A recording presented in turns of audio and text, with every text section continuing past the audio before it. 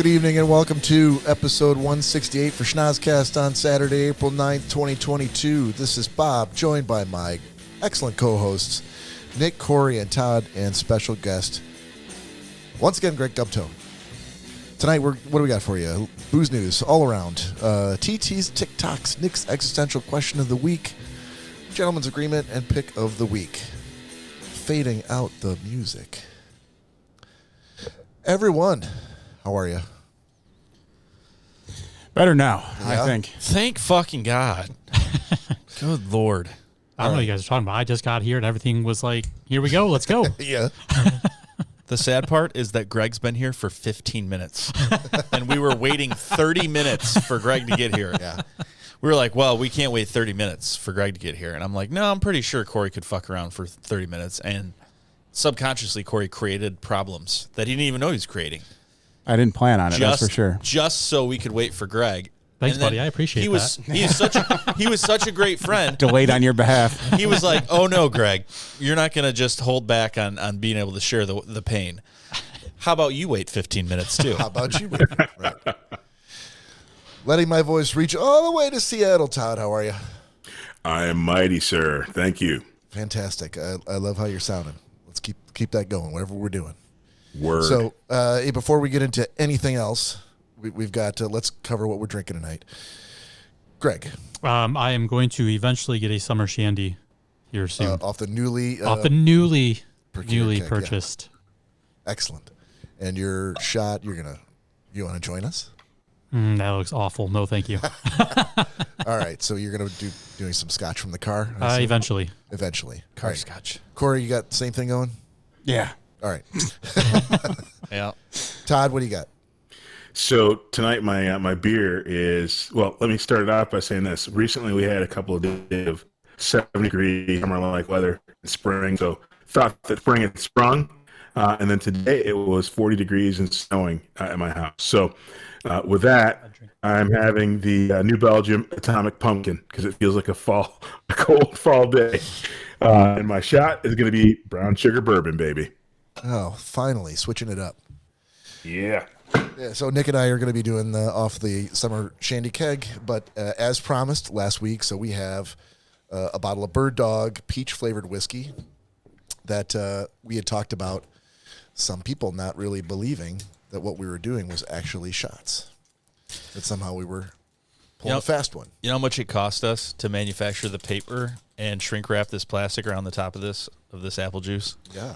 Nick has 4,000 hair dryers upstairs, so it was quite easy. It was very easy. Yeah, there's only like one of them that works, so. They're all burnt out. Yeah. You got your knife? That's a frog's asshole watertight. Oh, Bob's really putting on a show. Oh, I need a knife to open this. It's so sealed. It is. Does a wooden horse have a wooden cock? Okay, Greg, there are certain lines. I mean, it's a family. Yeah, that's a good one, though. It's a family It show. is. It's a family show. Worked with Todd. Todd likes it. Yeah. Do bees bee? Do bears bear? Does a bear shit in the woods? Come slouch. Does a fat dog fart when you squeeze it? Frog's asshole watertight. Come slouching in here, all devil may care from all your winnings. Yeah, did you win? I did not. I was going all in at the end and just trying to get here in time, and it's $30. Whatever. Oh, no. And then I couldn't believe it. I mean, poker games, in my experience, are like a night-long affair. Well, we were doing a tournament. If we were doing like our cash games, it could go on all night. Yeah. Greg, we're going to touch on that in a second. We've been waiting for a very long time. All right. To let the audience see that we're doing this, and it really, really sucks. So, If you're watching or listeners out there, please get yourself a shot and join us. Oh, I will get myself a shot. You're right. Thanks, buddy. You did already. yeah, didn't you do like a little freezer shot by That yourself? was a pre-show shot. Yeah, we didn't even have the pre-show shot. Are we going to talk about this or are we going to do it? We don't have to. Cory already did one. We don't have to wait for all right, Cory. Nick doesn't Let's wanna go, wait. Todd. I like where your head's at. Ooh. Ooh, that one kept going. I'm going to join Cory with the Oh, wow. That's not bad. seltzer. That is some serious peach whiskey. Oh, my God. It's very, I feel like, I like it. yeah, oh, yeah, it's wonderful. I feel like It's in your nose right now. I did a shot of bourbon, and someone was like, quick, drink the remnants of the liquid in this fruit cup. That's literally what it just tasted like. Hey, pour a shot in a Ziploc and mail it out to me. Oh, okay. Todd, that's illegal. I'm not doing that. Only if you get caught. I want the postmaster general at my door. Postal police. That's right. All right, while Cory is pouring his shot, if you're new to the podcast, thank you for joining us. You can find us out here every Friday. We release at 10:30 a.m. Eastern Time. And you can find those episodes out on social media, out on iTunes, Podbean, Stitcher, Spotify, or anywhere else where you can get a podcast. You can also follow us on social media on Instagram, Facebook, and YouTube. Sorry, Cory, you're pouring your shot. Now you got to do this. At Schnozzcast. You can email us at schnozzcast@gmail.com, or you can call or text us anytime, day or night. Nick's on the job, on the case, 618-SHOCKER. On the Shocker line open for you during podcast hours. And 24/7. All right. What did I have for you guys? I did have, related to housekeeping, Spotify now has ratings and reviews for their podcasts. So if you listen to us on Spotify, first of all, it's an excellent platform for you to use, but definitely if you like what you hear, give us a like, subscribe to us so you know when we release every Friday, and give us a rating. If we get, I think it's 12, it could be 15. 5-star reviews, then it starts to show. Then the analytics start showing up in the site. We can start tracking it. So I think 5 stars is a pretty favorable review. We'd love to see it. Yeah. If Be a little generous. If you happen to be one of Bob's past female callers, don't use this platform to take out your grief through us against Bob. There's a large number of the audience. How should they take out that grief? That contact him directly At 618-SHOCKER. hate mail towards his house, Yeah. anything like that. You know where. If you were one of them, you know where he's at. Just do us a favor and not take it out on the podcast. You can also use Bob's direct line at. Oh, they have it. 555. No, 555-1212. They've thrown that away long Remember, ago. even if he's blocked you on his cell phone, or he's upgraded his cell phone and got a new one and has other security parameters, he's still got a home phone. He can't do that. Never answer that home phone. Fake laugh, hiding real tears. Thanks, Nick Bader.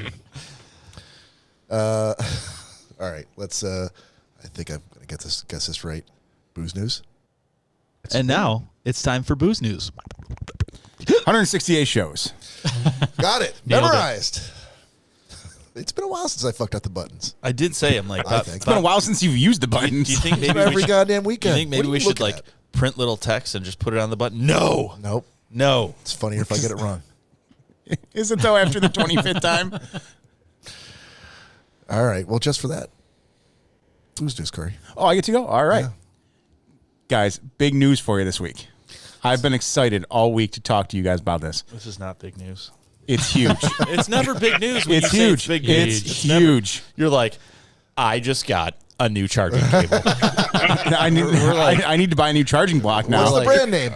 It's QRZ. And we'll be like, no. That's for pick of the Symbol for week. boron. I'm not telling you the brand name till pick of the week. It's never exciting. It's not one time has it been This is exciting. I promise you. This is very exciting. Look at what I just purchased for myself. I am so thrilled to announce Will Smith is in rehab. Let's talk about it. Oh, God. Are you serious? I don't want to talk about it, but Will Smith's in rehab, yes. Is that true? Yeah. Can they ban them for 10 what? years? For violence? What's the rehab for? Apparently he's too stressed out. Hold and on. he took a rehab stint to learn how to channel his anger. Because he's doing the work. He's got to do So the work. like now. rageaholics. Apparently there's rehab for that, yeah. He's got to do the work. Yeah. So, have you ever seen anger management? so now in woke society, you can't just apologize. No, you have to go to rehab. You have to do the work. So he's doing the work. So it's all a dog and pony show. Exactly. I assume that's all you want to say about that news. So I will piggyback on your booze news with my booze news, No. which is No, I want to talk about it for No. 55 minutes. Listen, no. He was beside himself last week. I mean, almost completely shut down. He TT'd into his little turtle shell and didn't want to say a goddamn word. Guys, come on, let's talk about this. And Let's what have did a he just bring long, up? See, now he's trying to use reverse psychology. And drawn out conversation about Now this. part of me kind of wants to talk about it. I say you I was just trying to. But eat the fucking soap and make him look like a dick, Bob. I'm telling you. let's talk about it. For Yeah, 55 fuck yeah, minutes? let's talk about it. He's not gonna win us over I like can't think that. of a worse hell for Cory than that, so I'll just keep it brief. Oh, I'd be But ecstatic. my booze news that the Academy aggressively pushed forward their timeline on reviewing Will Smith's case. Oh, thank God. More And- Will Smith And they news. said, we're They I did. told you I was piggybacking off of your booze news. He's been sentenced. Yep, you got a 10-year ban. So That's it. They should have thrown him out for fucking life. He's like, well, I quit the Academy first. No. Well, yeah, guess what? And if you're going to quit it for like 7 months and think you're going to be at the awards next year, yeah. too bad you're sentenced 10 years. Yep. Like you were sentenced. So yeah, you and Will Smith have something in common. 10-year, Except 10-year I'm ban. way further along in my 10-year ban. yeah, but the years. you can't count the COVID years. No, I don't think so. The no Fuck. trip years. It'll have to go. And if that's the case, I need to slap Dillahay because that would be fucking awesome. You almost had a chance to do that because I called him while we were eating at Harry's before the Tool concert, I know. which he was at. And we never saw him, though. We never saw him. And you guys should look at each other and point and go back and forth about more things that no one cares about or knows about on the podcast. That's great. Remember what we got, too? You should know Dillahay. Uh-huh. And then we did that thing. Yeah, I'll talk to you about it later. anyway, that's my booze news, Fair enough. which leaves Mr. Todd Dillon as the last Yes, remaining booze news contributor. Yes, sir. Yes, sir. And I am super excited about my booze news today. Please tell me it's Will Smith related. It is not. Damn it. Todd. Come on, buddy. The curious case of Dylan the Pickle is closed. From Dylan T. Pickle? on a trip abroad to vanishing in a suspected Porsche piracy, Dylan the Pickle made his way home. What Porsche did he steal? In a juicy mystery that was harder to crack than opening a pickle jar, the pickle reunited with mascot Dylan. Summer collegiate baseball team revealed Dylan is alive and well at a press conference on Thursday. I'm happy to announce and thrilled to announce that Dylan T. Pickle was recovered. Portland Pickles general manager Ross Campbell announced. Dylan walked out. Dylan walked out, guys, and was welcomed to cheers outside of Voodoo Donut 2 in Northeast Portland. He'd been missing in action for a week. And then there's all manner of pictures, gentlemen.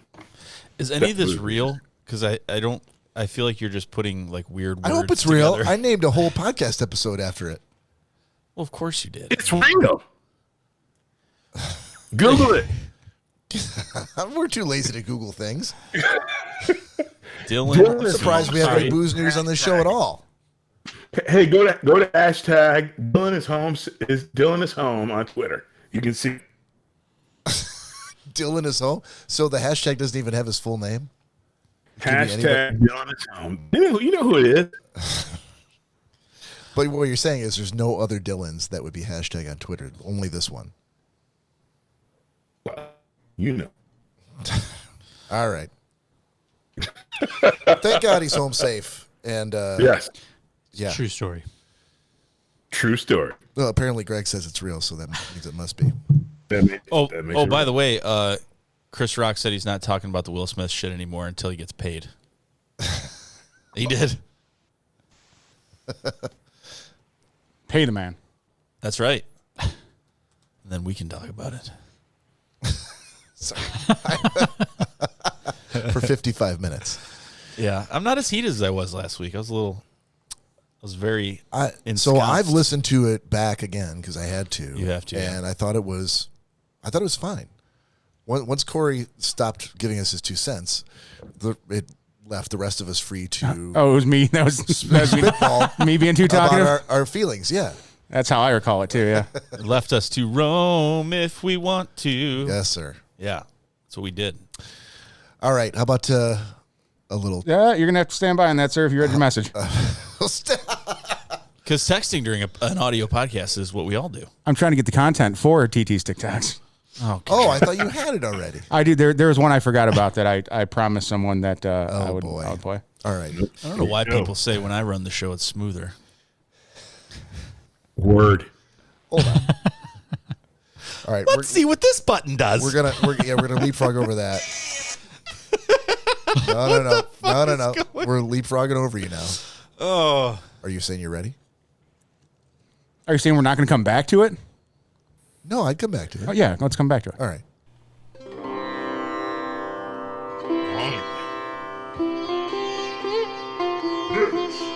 Existential question of the week.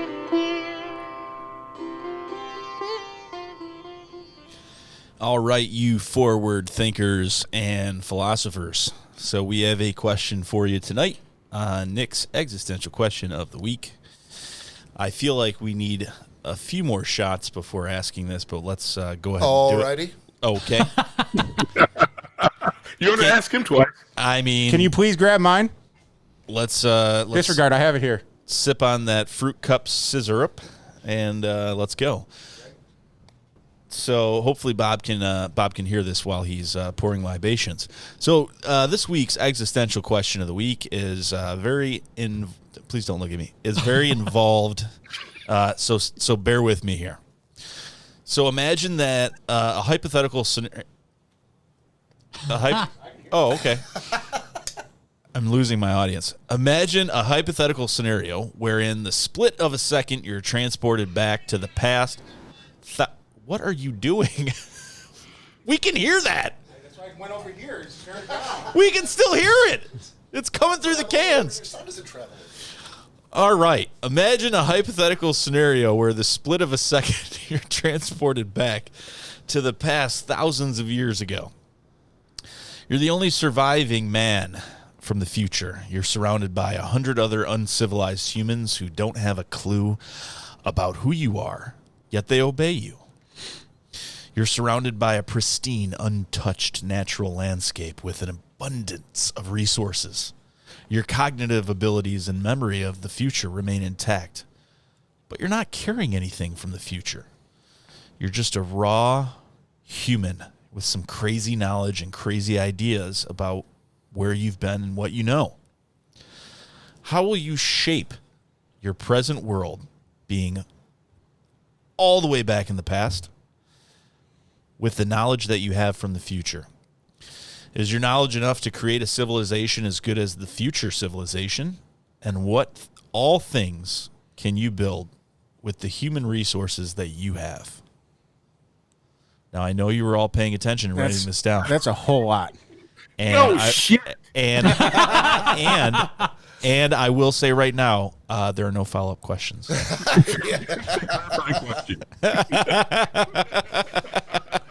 That's my next thing. No, of course there are. Okay. So Todd's probably going to ask me to read it again, so I could just start Let's do and a shot read first. it. Oh, yeah, let's do that. 'Cause Yeah. we're going to need this. We'll probably need some kind of drugs too. But Yep. Post time. what are you doing, Greg? Post This is time. delicious. Oh my God! What is wrong Bud with Light you? seltzer? What did they feed you at that That's poker game? The hard sodas that I have. Greg was he likes them. Greg was an integral cog in helping get this fucking keg going today. Yeah. He is excited about Summer Shandy. Well, And I've tried to even give him Summer Shandy. He said no, and now he's had enough time to wait, and he's drinking that fucking disgusting syrupy pop soda that you have. I can't help that. Tastes like a Sprite. I'm just going to go on record and say that. I can't help that I have a better product than you do, Cheers. sir. I'm sorry. Todd, cheers, please. This is a rough show. Man, that is sweet. ooh, That brown Peach sugar's whiskey. going down. Oh, man. peach whiskey. Oh, that Hey, you know what Brown you can sugar do? burp. hits You you right in read the that. throat. You read that question again. Yeah. So anyhow, we'll go a little bit quicker this time. Imagine a hypothetical scenario wherein the split of a second you're transported back into the past thousands of years ago. You're the only surviving man from the future. You're surrounded by 100 other uncivilized humans who do not have a clue about who you are, but they obey you. You're surrounded by pristine, untouched natural landscapes with an abundant resources. Your cognitive abilities and memory of the future remain intact, but you're not carrying anything from the future. You're just a raw human with some crazy knowledge and ideas. How will you shape your present world with the knowledge that you have from the future? Is your knowledge enough to create a civilization as good as the future? And what all things can you build with the human resources that you have? So it's a thought experiment. Sure. The man from the future. Which you can Google, Todd. Can you speak to them? Like, do you have the same language? So this is 1,000 years ago. I would assume Yeah, not. probably not. Wait. I thought that was in what you read. You said that they would listen to me. So that clearly, if they listen to me, they know what I'm saying, and I would assume that they can understand their primitive grunts. I mean, speaking doesn't have to be words, but yeah, they have Well, ears. however you're communicating. They have ears. They obey you. We know that. So you must be able to command them to do things, which means Yeah, kind of like a dog. some sort of understanding. I would kind of like a dog. Come on now. You said My thousands. dog of is years, right? smarter than some people. So Hold on a second. 1,000. What was the time frame again? Clarifying question. It's 1,000 years ago. 1,000 years. 1,000 years That's ago. like 900. No. Thousands of years. Yeah, I heard Oh, thousands. thousands. Let's see. Yes, thousands is true. So it could be the beginning of time for It wouldn't be the beginning of time. It might have been the beginning of BC. mankind. Prehistoric, primitive man. like 3,000 years. A big difference. I actually believe that they've found human footprints like just recently, like in Arizona or some shit that was like 5,000 years old, and they said that all these discoveries keep pushing back our timeline because they don't think that we're supposed to be there. And they're like, yep, we found more. Are we going back to like 3,000 years? Like I gotta I'm say, here. I honestly Am I did going not. back I did not to expect that the USA? this would be the sticking point of this question. or am I in like some other country? You have nothing to do with this question, so I don't know what you're talking about.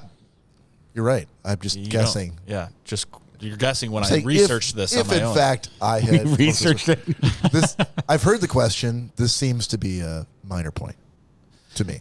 So I This mean, is a huge point. I think 1,000 I or think 2,000 or 3,000 years because It's an existential question, sir. thousands, and I know this is a very literal podcast, and we need to know a lot of follow-up questions. So it's very vague by saying thousands. Is it 100,000 years ago? Is it That's a lot of thousands. is it 2,000 years ago? We don't know. it doesn't So matter. I'm running Canada so sucks on I a will- cave somewhere. I will answer the question. All right. Thank God. The answer to the question, it is Yes. 240 BC. Oh, okay. All right.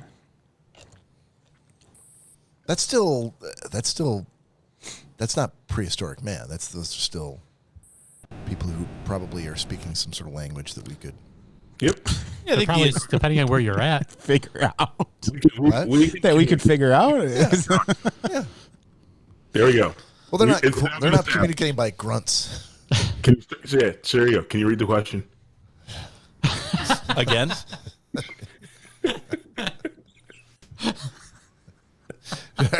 Is your intent to pick apart this question sentence by sentence? Yep. Maybe that's the better way to go. So I don't know. to put it into perspective, so we're 240 before Christ, right? Yep. And Tutankhamun was born in 1334 BC. I think you mean Tutankhamun. No, I don't. Okay. Just checking. So He's they my were stepdad, buddy. they were still able to communicate and talk. There you go. But where are we? And I mean, I don't speak super ancient Egyptian, so I was just saying, oh, damn it. I was just If saying, can we're we not be in the speaking- Mediterranean? If we're not speaking English, we're screwed. I have a feeling we'd be killed immediately. Wherever you are, I'm going up to the biggest guy and I'm knocking him out right then and there. I'm going to club him to death. It wouldn't be and hard assert my dominance. because King Tut was a product of inbreeding, so he had bad legs, and he died young. So you could have just. Goddamn rickets. Get you every time. But the thing is that they would mummify birds and cats and things like that if they thought it was an offering to the god, which a lot of civilizations looked at the sun and thought, oh my God, if we don't keep praying to this sun, it's not going to come up in the morning and it's not going to warm us. It's not going to do all these things. So there's a good chance that if they thought you were something very special, that they would just kill you and mummify you and be like, oh, look what I have buried with me. I have a demigod. This guy was from the future and knew all these things, and we just killed him. That's my answer right there. Just kill me. I don't want to deal with it anyway. So That's too easy. pray to me every day. So I'm now your God. I love how Cory was the same guy who was going to climb Mount Kilimanjaro in a pair of slides. But when you send him back to 240 BC, he's like, no, just fucking kill Exactly. me. To form how a society evolves. So we're going to break this down a little bit. So, Okay. Even more? but we're gonna. It's a difficult. It's very involved. So we're You gonna, don't I already say. have an answer. Todd, you already have an answer. I do. Captain, follow-up question. Okay, you already have an answer. You don't want to break it down. Todd, what's your answer? Well, you can read it again if you want. No, that's okay. You already know your answer. I do. So I get so what I understood now is I'm going back to 240 BC, and since they will follow and listen to what I say, we've established that I can communicate with them. And so again, as their leader, I would reinforce a set of laws and values that required common goals. I think ultimately I would make sure that selfishness was the things that was punished, and things that were done for the community good were kind of the ways that people live by. I think the other thing is I would make sure that we didn't pin our future to fossil fuels and tell people to leverage things that would create longevity, and again, a place where not only humans could thrive, but all the things on the planet could thrive. So I think if you could kind of set that direction early, when again, I think early man didn't know the damage that some of the things and some of the practices that we would do, differentiating people based on how they look and all those sorts of things. You kind of, if you create reliance and communal thinking, I think that you would have a much better world in front of us. Okay. God damn. Ditto. What Todd said. That's exactly right. So to give you an idea, what is 240 BC? What is that states on Google that what has started as an argument over pay owed to soldiers by the Carthaginians government explodes into full-scale revolt known as the Mercenary War. The Libyan forces loyal to the mercenaries besiege the towns of Utica and Hippocrate, which refused to defect the mercenaries, which this apparently happened in 240 BC. So I'm assuming like this is what we're like Roman times kind of thing. Early Roman. Yeah. See, and if you put like the U.S. though, you got Indians, and you're much more likely to be dealing like on with the Indians. fertile land and all that other stuff. You're probably going back to like here, not ancient Rome. So this is my question though. My question would be, the first question of this would be, if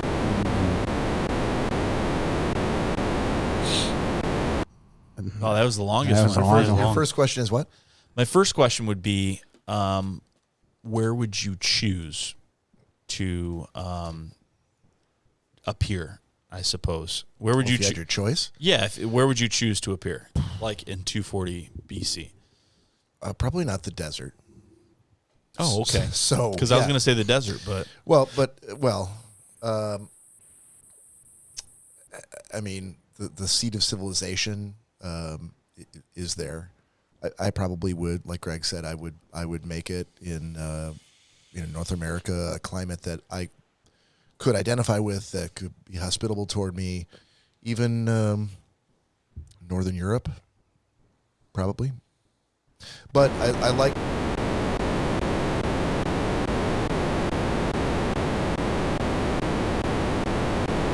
Are you guys getting feedback from me? Yes. yep. Lots of it. Yes. I've been 100% silent. Yeah, no, I know it's not your voice. We keep getting. All right, let's not relive it. Sorry. Luckily, we can cut this out because it's not live. But Yeah, I like Todd's answer, which is a direction that he obviously gave it a little bit of thought while listening to us burble on. But first of all, trying to make sure that the first thing you develop is something that lets people know that it's more valuable to leave you alive than to kill you. And secondly, something that harnesses the power of the elements rather than relying upon, dead animal carcasses or oil to, set mankind on a different path than what we originally were. And But so, wait a minute. I thought this question was, where would you go? So I just close the circle for me there, Bob. yeah, you broke up a lot during that, Todd. So if you could just say that again. You're going to close the circle for me. Yeah, close the circle for me. I thought the question was, where would you, where on the planet would you land? Because I have an answer to that too, but Okay. I didn't get that in your answer. No, I was giving you props for your original answer. But if you want to say where we could land, go right ahead. So my take on that is, I would land where people were bought into the message that I was wherever the most popular spot are. I mean, you spend the most time with people who are on board, and those people would have other people. So again, wherever you can drive velocity for those types of thinking, because again, there's going to be selfish people in different spaces. So I think I would land. I think it would depend. Well, you got 100 people, right? We need to know, Todd. This is not. You're not going to do a focus group. This is where right now. Where would you go? This is not like, well, I would do a lot of studying and. The most populous region at that point in time. Okay, so At least. I don't know if you'd want to go there. Middle East, ancient Rome, or South America. People listen to me. So before they kill me, my first command will be, "Don't kill me, dumbasses." Okay, that's all result. But this okay. So Todd, I think in the most polite way possible, I would seriously consider about where I would go, because if I put myself in the middle of Africa, I would probably, in certain areas get eaten alive by cannibals. And in the same sense, I think if you put yourself somewhere, people not knowing you may do something horrible to you. Because again, I'm trying to. Again, it's 240 based on the question. Yeah. People obey me, no matter what. 100 people do. Okay, so that's fair. That's absolutely fair. Land the first 100 people I see. And again, but there was, you put a cap on it. So the 100 people I see, the next 100 people we see, those people are all already defaulted to not listening. That wasn't No. You're that's absolutely fair. I completely forgot about that from the question. You're absolutely right that the 100 people obey you. So you've got this posse. Yeah, well, but is that's the cap? The question didn't have a cap on that. Hold on. Let's assume that you're able to talk to those 100 people. Yeah. And communicate in, whether it's sign language or you figure out a common. You're You able go to to Egypt and you they go to a can't town obey of you. 100 people. They can't obey you unless they understand you. So let's assume that first Even the nuance of what I say. that group of 100 people can understand you. So your job is to make sure that they understand the incredible things that you're going to have to offer them, so that they can then evangelize that beyond their borders, so that hundreds of other people who come in going like, what? This total stranger looks tasty. I think we need to kill him and eat him. You're going to talk them out of it, and they're going to help you do that. Yeah, I mean, taking that into consideration. What's that? It seems like extra constraints were added. No, these are all the same ones. I think from we're the getting beginning. wrapped around the axle on trying to keep yourself alive. So let's just assume. If the people obey me, Yeah. then why do I even have to worry about that? It's as soon if I see somebody that looks threatening, I'm like, hey, actually, now you've prepared me. If this actually happens, I'll be like, hey, motherfuckers, don't kill me ever. Or you could be like, hey, 100 followers, go kill that person. Yeah, that's true. They could be your execution force, your stormtroopers, if you were. But look, the question it seems to be more about what would you do with the knowledge that you have. And I gave an answer to that, but No, you totally did. But now we're back to don't kill me. Yeah. It presupposes that everybody already was bought into that from the get go. You're a kind individual, sir, and you're a powerful man, handsome man. Let me just assume that no one's going to want to kill you. They're going to either worship you or placate you with loads of prehistoric hookers and grapes and wine. Good enough? Works for me. All right. So again, then where the places where you can influence then have most influence. Okay, Yeah. so Where Most popular spot. All right, Greg, I know you're just waiting, wagging your tail. It's like, shut him off. Mute him. Muting myself, sorry. And Cory, I'd like to hear from Cory and Greg on that answer beyond like just kill me because you guys are survivalists. I mean, to go with Todd, like I would kind of piggyback off of Todd. I mean, you want to do something that's going to be longevity. However, you can't bring up fossil fuels because you're 2,000 years too soon. Even if you try to ingrain into people, it's still not going to stick. I mean, same thing. You have to try to get as many people on board as one can hope for. But I mean, if you have 100 people, teach them everything that you know as far as you're going to have people who know different things and to get everybody to know what everybody else knows. Where would you go? Where would I go? Yep. So we're talking times of the Roman Empire. We're not talking about cavemen. No, I know. No, I know. So you can't be like, this is a bow and arrow. Like they're like, yeah, we know. We've got 8 million soldiers. I'm gonna go somewhere where I could fit in. I'm not gonna want to stand out in a crowd, Like so a to cave speak. or something like that. Well, I'm not gonna, like you said, I'm not gonna go to Africa. I'll stick out like a sore thumb. Right. Why is that? Yeah, I was gonna say, there are nations of white people in Africa. Yeah, South Africa. Yeah. Well, I don't like South not with Africa. beards like that. There aren't. Not with this luscious. Maybe you beard. go. Maybe you go and just hang out with the Vikings. I would get killed by the Vikings. For some time, but you've got those 100 people around you. Yeah, I mean, They're like, oh my god. I would probably go somewhere in Russia, somewhere over that way. Yeah.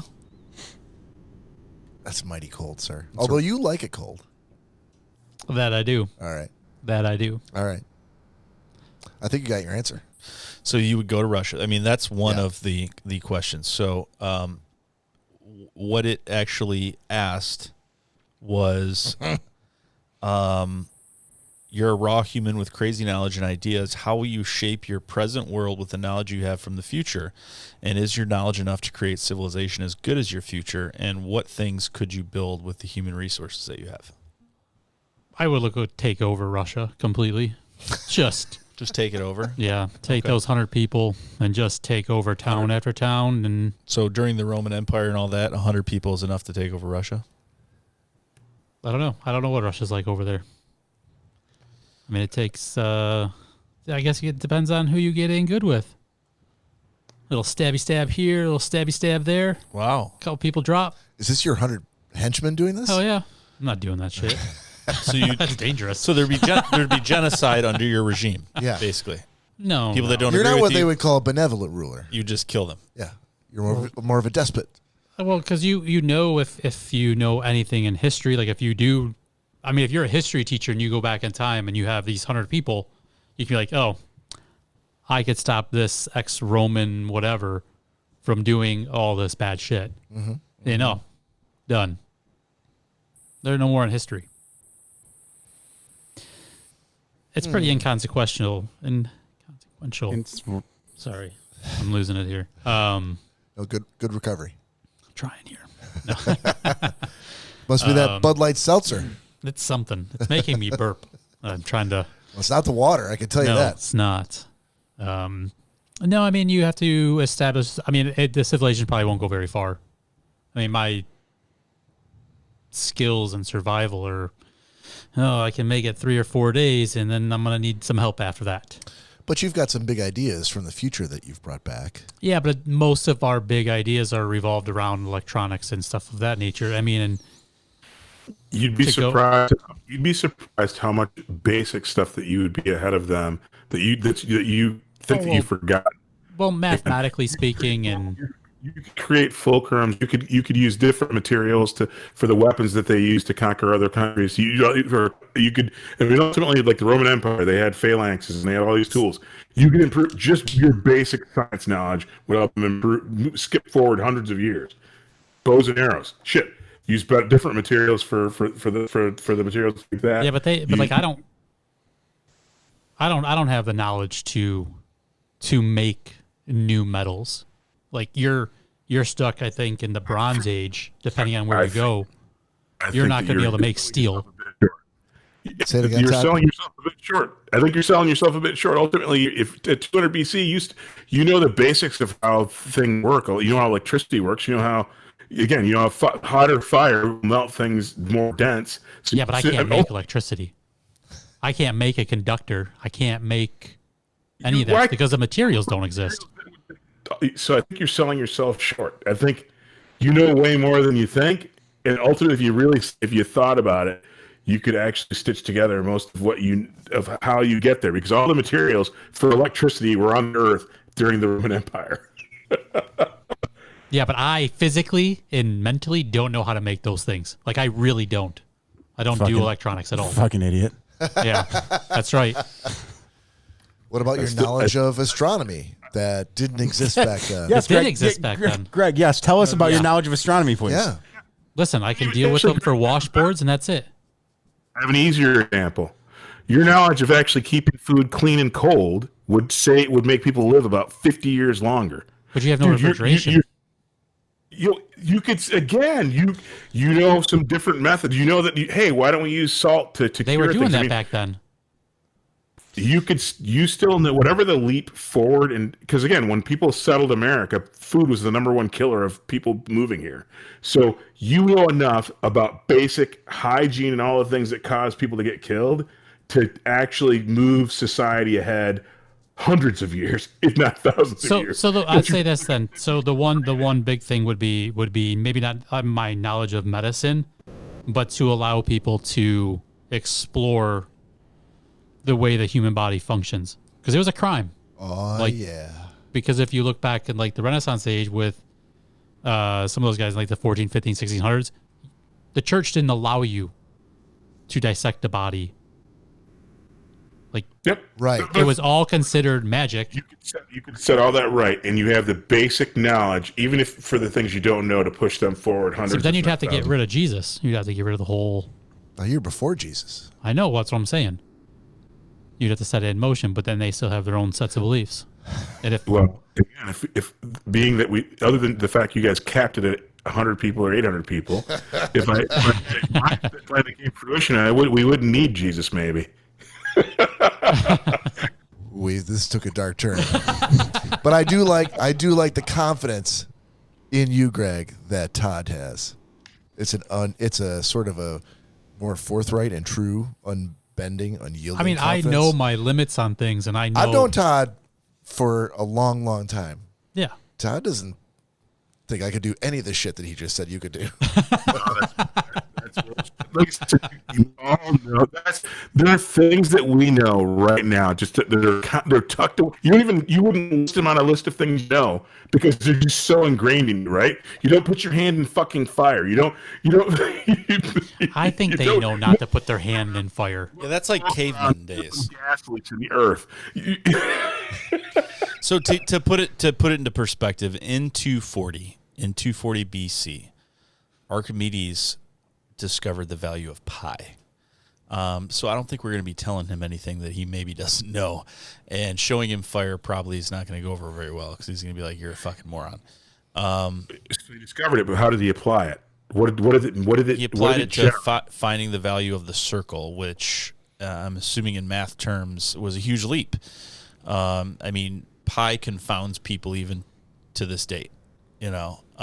So, but you use things to take advantage of that knowledge. Yeah, no, I understand both sides of it. I'm just putting into perspective that we're not talking about prehistoric man. We're talking about free thinkers, and but yeah, I completely agree with you, Todd, that there are things that Greg's not even considering, reputable things that he knows that could really just change things. Jesus, Greg.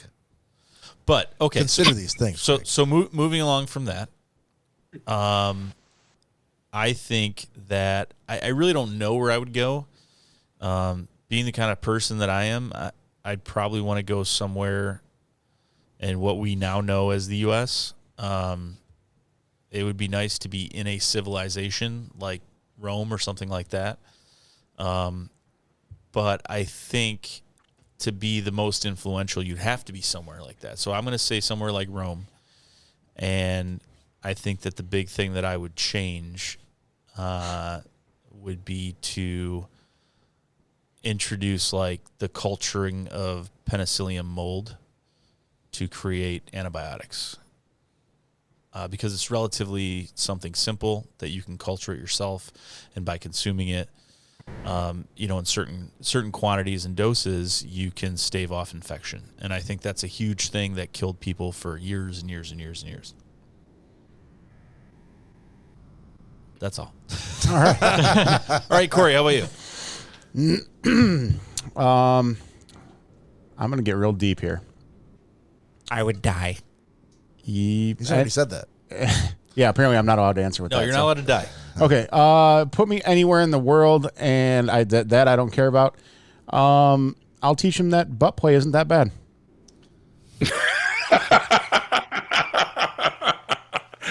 I love it.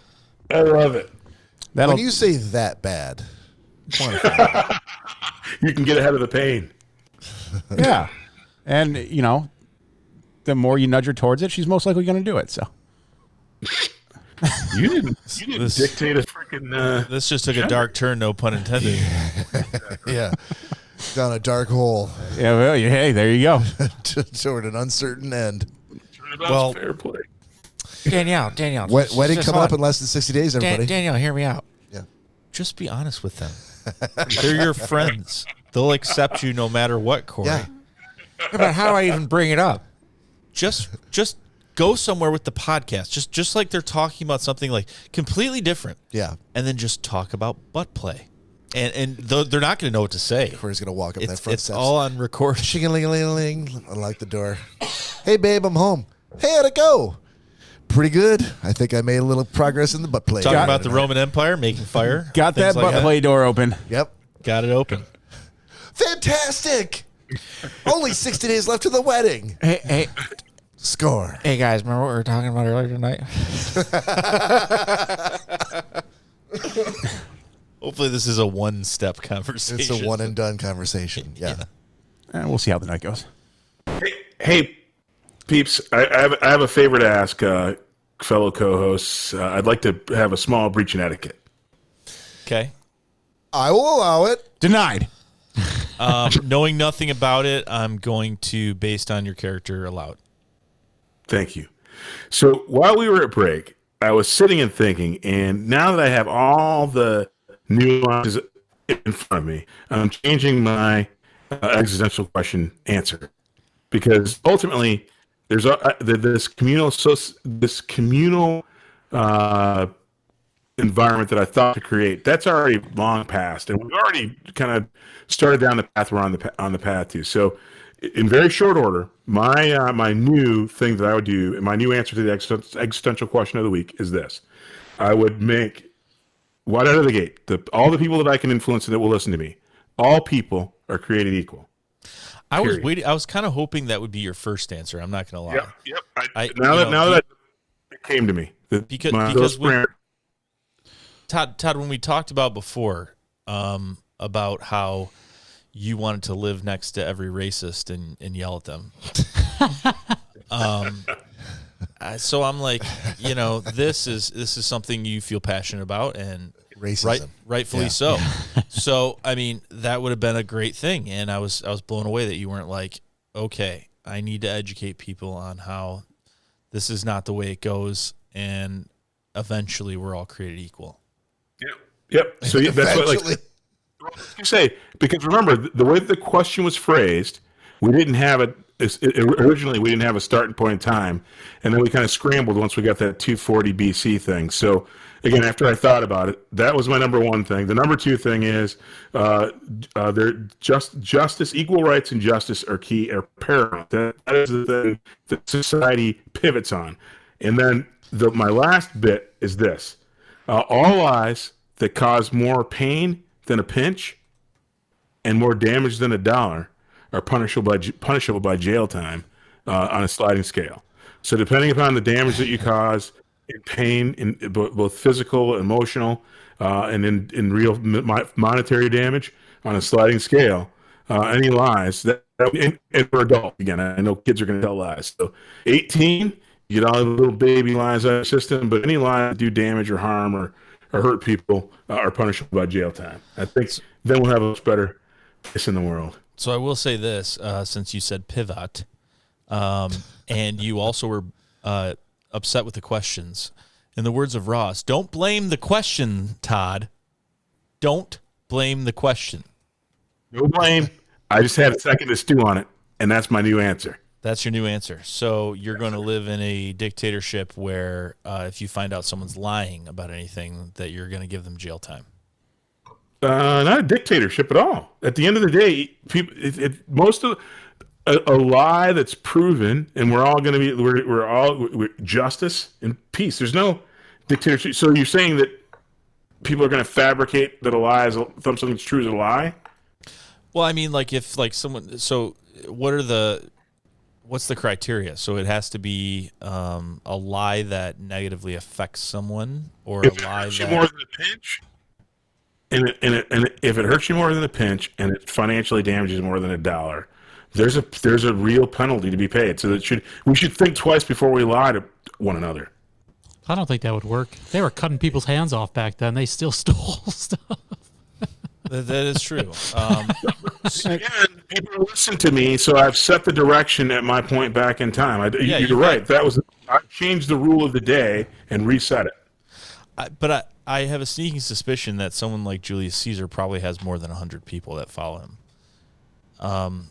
And we Well, then this is have, a crazy question. If I can't help to win based on my influence, that I'm going back to 240 BC to be able to influence and change the world. But we don't know. So then, again, we don't know where you were. Where did you initially say you were? The seat of influence, wherever the most. No, you can't say influenceable people wherever. are. You can't say wherever. You have to pin something. It's like Cory being like, I would just die. The most populous spot in 240 BC. So you'd probably be somewhere along the lines of where, Southern Europe. yeah, that I was talking about, like the Roman Empire. I'm comfortable with that. Exactly. The most populous spot is ruling the world and setting the direction for the world. But you've only got 100 people. So again, we all have 100 people with the things that we've set forth to deliver, and if we all have the same chance of succeeding. I mean, I don't think that's true. He started out with 100 people. I don't think that's true if we have the same chance of succeeding, because if I have 100 people and I'm out in the middle of the plains of what we now know as Wyoming, I'm probably going to be a lot safer than if you had 100 people in the middle of Rome when Caesar was in charge, and you're like, this is what I want to do. And they're like, yeah, we're just going to kill you all. I don't know if it goes. I think this is where setting the 100 people limit breaks the paradigm, because at the end of the day, given that, then you're taking on our own the weaknesses and the biases and again our bloodlust today and putting it back there. I'm like, if I had a chance back then to fix it, I imagine that if people will do what I say, I can tell everybody in the time, this is the laws that we live by. Every person, regardless of gender, every person is equal, period. There'll be justice for every crime committed. And if you lie in the either execution crime or whatever, depending upon the severity of it and how much damage it causes, you'll be punished. You'll be punished in the harshest way. And it's a sliding scale. I didn't say it was all equal, but I'm just saying I think that if we go back in time to 240 BC, thinking that we have the same human natures, that the fact that we don't trust each other, that there are factions of us who are leftist or rightist.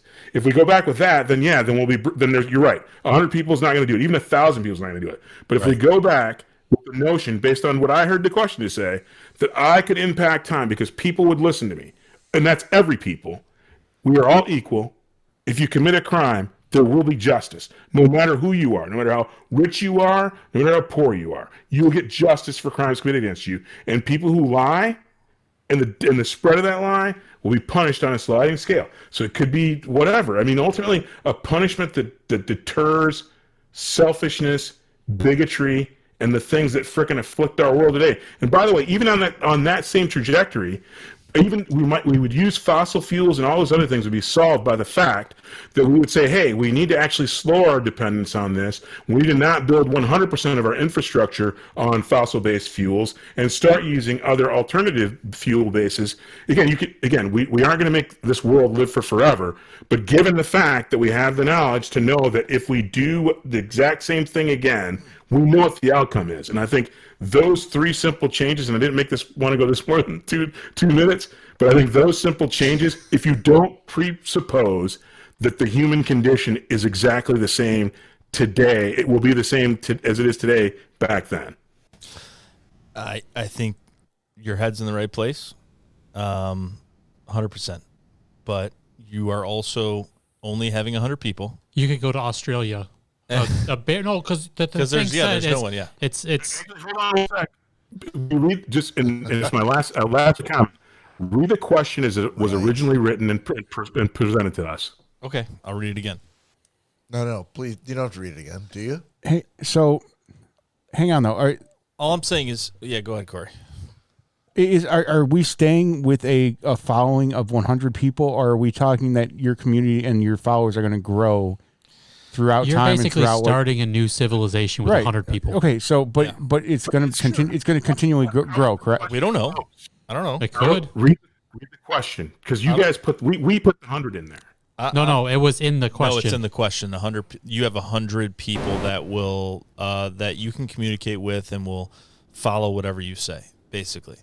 And I have a feeling during the time of the Roman Empire, nobody's gonna even bat a glance at 100 people that are talking crazy, I think as they assume that their interpretation of what crazy is.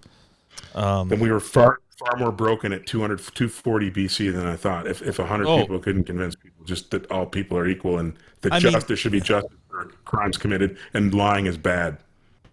That's a sad bar that we couldn't make in 240 BC. I'm surprised we made it this long. Well, and that's what I guess that's kind of what I'm questioning is because that ideally justice for all and justice for everything for every injustice would be perfect, and I believe that's kind of what the U.S. was originally based on and what the thought was. And that's why I asked if there was going to be more people that were going to be under your regime, because the more and more people you get, the harder and harder that's going to be to do, no matter what society or no matter what day and age you're in. The more people that are under you, it's going to be harder and harder to make that justice for all be a true thing. So with 100 people, yes, you can definitely do that. Once you get to 1,000, 2,000, though, it's going to be very, very hard to keep up to that bar you set for yourself. So to put in perspective, let's be very clear. And I of all people want Todd's vision to succeed. We just lost Todd. Oh. Well, apparently Caesar is really pissed. I no longer want his vision to succeed. No, I hope he didn't just end the call because of what I just said. He's like, I'm done. Yeah. Done with you motherfuckers. All right. How about now, circling back to TT's TikToks? Yeah, I guess we can do that now. I'm glad that Cory gave it his grudging approval. And I was actually working on the theme song for this today. Oh, thank you, Todd. Can we hear a little, just a little taste of it, Todd? No, not until it's ready. I'm still organizing. But I got all my sounds down. We're All good. right. Not until it's ready. So the first up. Hold on, Todd. Yeah. While you're crafting that, since you're not done yet, is there any way you can work in the word butt play into that theme song? Just a... I'll get that on there. Excellent. Thank you, sir. So first up was by request from a avid listener, and here we go. There's a good one. And that's another one. Lesbian. Words that end in AN. Anyone, words ending in AN. Lesbian. And? No. Faith said lesbian. All right, no big deal. They said lesbian. Hold on. Good, we'll write that down. Just a word. Not a big deal, but we'll move on. We'll get some other ones. What is a lesbian, sir? It's your word. All right. You like another girl? I like Olivia. Am I a lesbian? Well, if you like Olivia, you could be sure.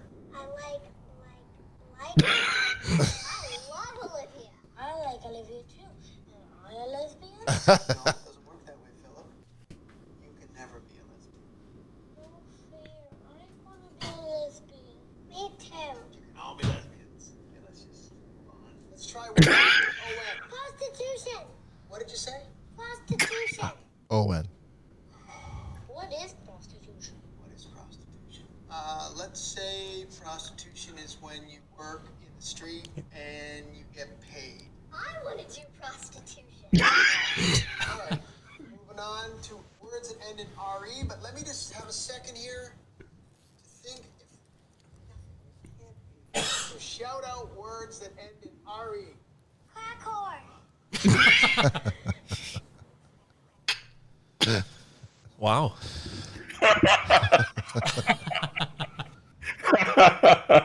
That was a request by Mr. Todd Dillon. I feel like Lori's had weeks like that in school. Am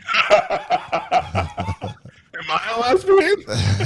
Some unforgiving weeks as a teacher.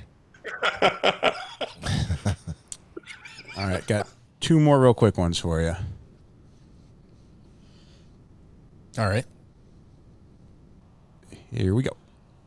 Out of all races, what would you say is your least favorite race? Listen, as a true Southern white male, my parents believe this. My grandparents definitely believe this. The worst race has to be the 43rd annual Daytona 500, February 18th, 2001. Turn 4, last lap. The day NASCAR died. The race that took Dale Earnhardt from us. Saw that one coming. Yeah. I thought he Underscore Keegan underscore 864 on TikTok. I thought he played that one pretty well. Yeah. And last but not least, we have Mr. Coach Kent Murphy. Oh no. Jesus.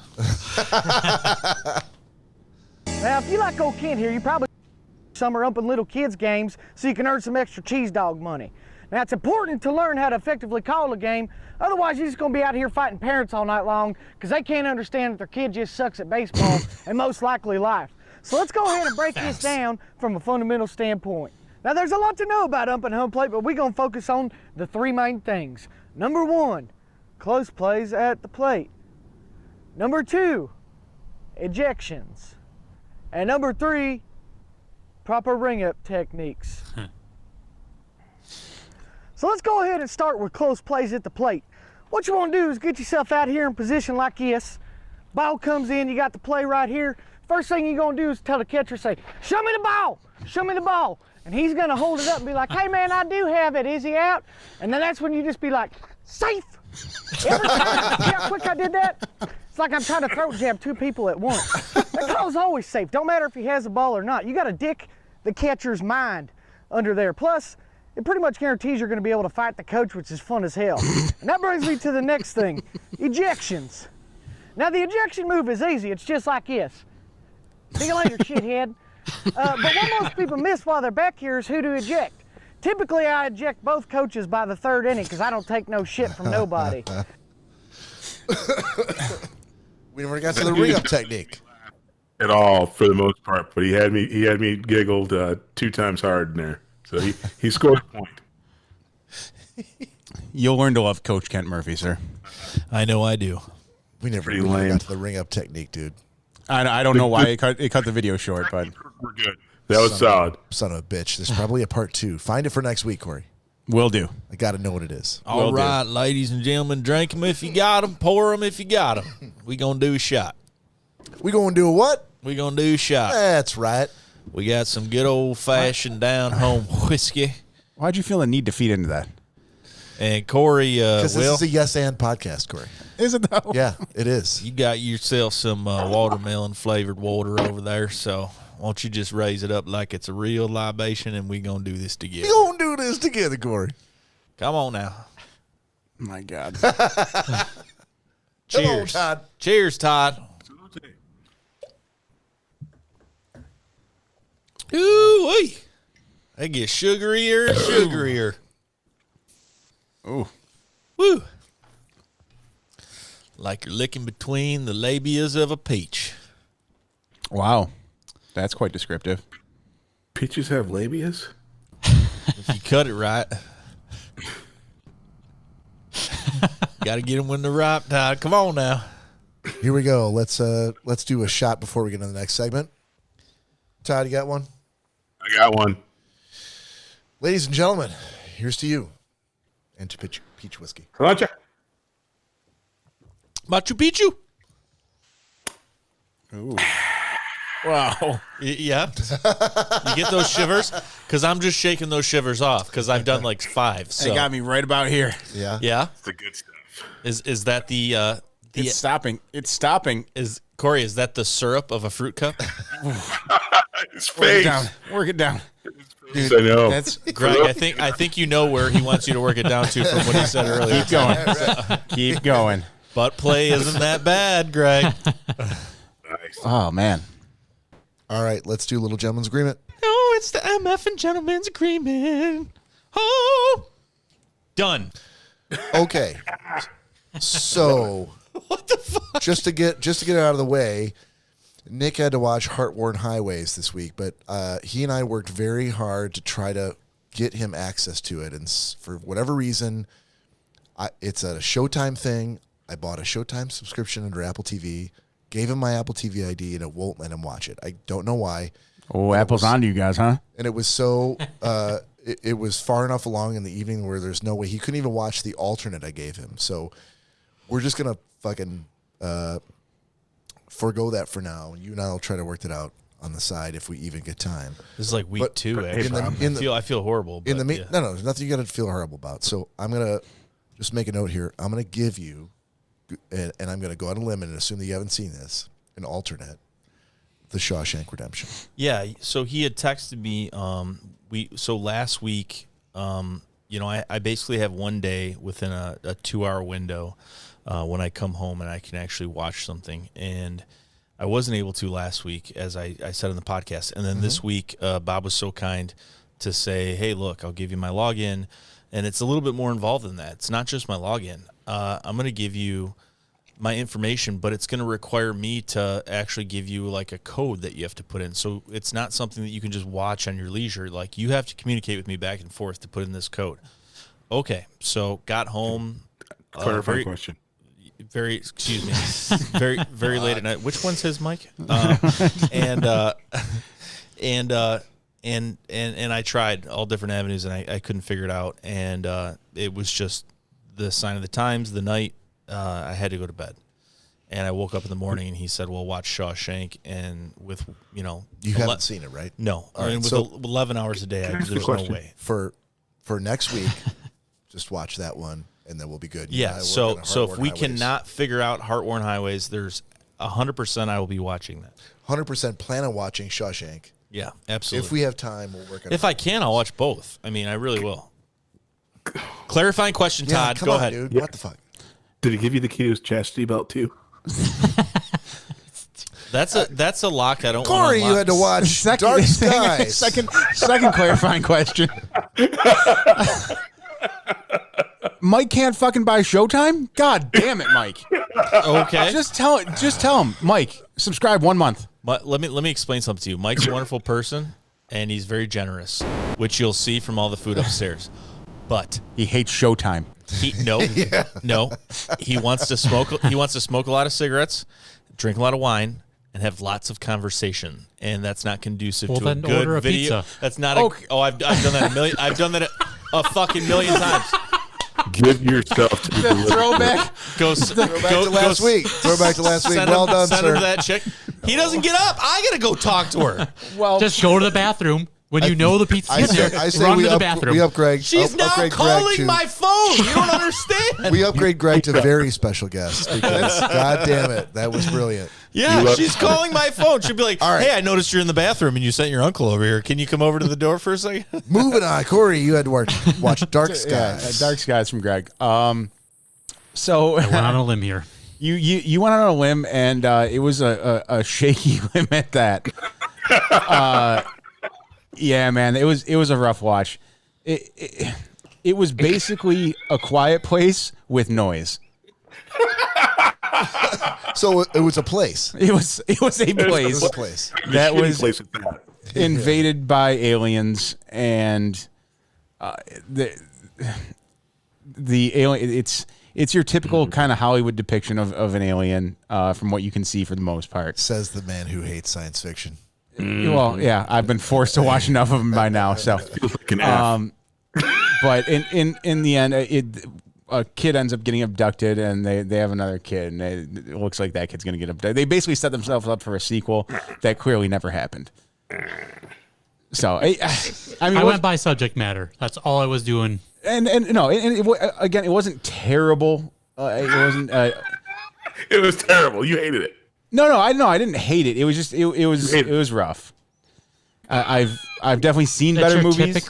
Typical Hollywood alien abduction. Yeah, I will say the main the mother, the main female in the movie. Luckily, she walks around a lot in a tank top with no bra on, so that made it okay a little bit. But past that, yeah, I mean, for that genre, if you're into it, I mean, definitely check it out. But I have a new segment idea. What's that? TT waffles. All right. I waffle. Okay. But yeah, it wasn't terrible, but not the greatest. Yep. It wasn't very good. Ringing endorsement. All right, Todd, you had to watch the Limey from me. Yes. Well, you assigned that to me. I did.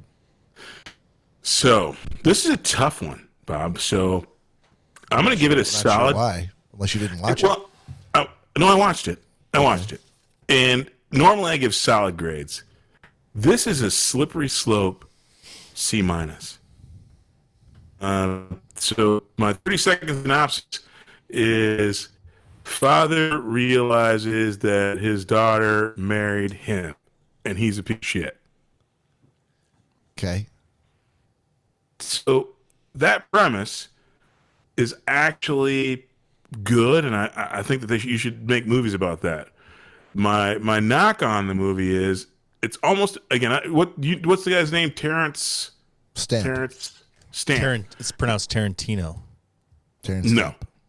Terrence Stamp is, I like him. He's a good actor for the most part. I think this would be, I would consider it one of his B or C movies, in that he's like a 60-plus-year-old badass, and again, I get sucked into what's the movies with Liam Neeson, the Taken.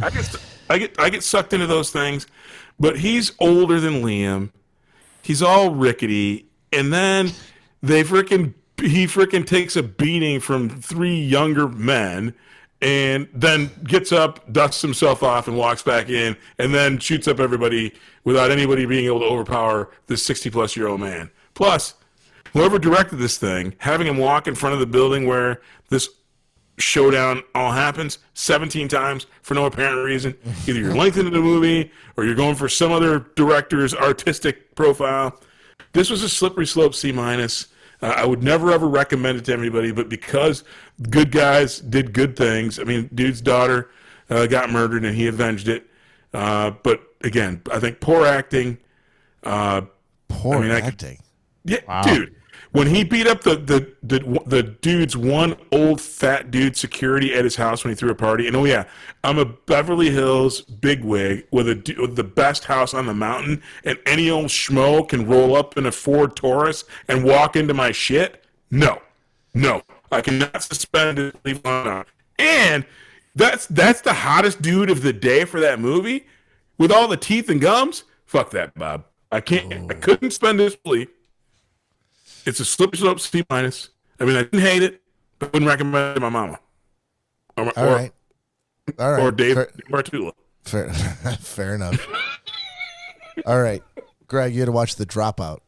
I can't remember from whom. I do believe I got that from Todd. He did. Okay. I did. So I ended up watching about 3 episodes. I just finished episode 3 the other day. I'm going to go C-. Oh, how's that feel, motherfucker?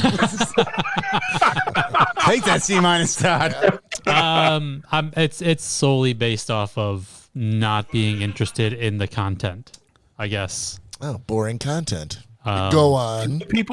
Killing people. Well, they're not killing people. Greed. Killing. Well, it's people? greed. They're not killing. Killing people. So, this young lady is going to college, drops out of college, decides to open up her own business, start her own business, I should say, off of falsehoods and doing everything that she set off not to do. I just couldn't get into it. In the pharmaceutical industry, the medical industry, I should say, testing blood. I don't know. I just couldn't. I was trying to watch it and just like I just can't. Sounds like you got assigned something shitty and you couldn't get into it. I couldn't. All right. That's fair. That's fair. I know. I tried. I stepped on a limb with Greg because I essentially assigned a documentary that was kind of dramatized, and so I feel good that I got to see myself. I know where I fit in with Greg. We're getting simpatico. Good luck, Greg. Jingle jangle it is for Greg. Yes. You're on your way. Reprogramming. Yep, you are on your way to reprogramming, my friend. All right, sir. Well done. I had to watch Too Funny to Fail from Cory. Yes. Yeah. So this is a documentary about the Dana Carvey show, which was a short-lived variety show, I guess, for better term. But yeah, so this documentary had a ton of interviews with people who were stars of the show, along with Dana Carvey, producers and writers of the show, and they talked about, how the show came together, how they assembled the team of actors and the creative people, and then how it ultimately came to be canceled. And I love this show. This is I actually watched it while it was on air, and my favorite sketch was the waiters who are nauseated by food with Steve Carell and yes, and Stephen Colbert. And if you've never seen it, look for it on YouTube and you'll find it. But it's pretty fucking sublime. And my whole take on this whole documentary is that they were just ahead of their time. They had so Robert Smigel was like one of the producers on it, and he came from Saturday Night Live. He was one of the really talented writers of Saturday Night Live, a guy who's like genuinely fucking really funny. Writes on a lot of stuff. Yeah, he's done a ton of shit. Louis C.K. was involved, and think about whatever you think about Louis C.K. Obviously this was a long time ago, pre Me Too shit with Louis C.K. But Louis C.K.'s got an offbeat sense of humor, and really kind of helped to push the show in that dark area that probably at the end of the day got him canceled. But he was given license to do what he wanted to do. So I loved it. I thought it was great. It's the typical shit today. Like if there's something online that you agree with, it's very favorable. If I hated the show and you made me watch it, it would have been a lot harder of a documentary to watch. But luckily in this case, I loved the show when it was on the air. And I figured that that was kind of your thing. That yeah. So that's definitely why I assigned it to you, because I knew you'd also have more of an insight into the entire show itself. Yeah. So yeah, I figured the problem with that show was that they didn't quite know what they wanted to be. And Dana Carvey had been such a hit on Saturday Night Live that they gave him carte blanche to do whatever he wanted. And so he would work with the producers and come up with, like, every episode was titled something different. And it was a fake sponsorship of that episode. Like, it would be this week it's the Dana Carvey Taco Bell sponsored episode, and every week was somebody different. And clearly they did not sponsor them in any way, but they all thought that was hilarious. But I feel like they were ahead of their time in a lot of different areas, and the joke just didn't land with the audience, and therefore they got canceled. So, unfortunately, yeah, definitely check it out if you if you're looking for something to watch. All right, so new assignments for this week. Nick, I'm just going to focus on having you watch The Thing. Yep, makes perfect sense. So, yeah. I have Cory. Cory has Greg. Todd has me, and Greg has Todd. Everybody good? I think so. Okay. I'm going to go first because I already have. So the one that I've been trying to get Nick to watch, Heart-Worn Highways, is something that's been on my watch list for him for a very, very long time. And it's the one I've literally been waiting for over a year and a half for this thing to be available where it can be watched anywhere. And I finally got it. I watched it because I had a seriously aggressive conversation with Lori about, can I assign this to Nick even though I haven't seen it? Even though I know it's something I think he would like. And clearly she was like, no, that's against the fucking rules. You got to watch it. Yep. So I finally was able to watch it. And so, which is why this whole shit with getting him access to watch it has been so frustrating. Likewise, the thing that's been on your list the longest is this one.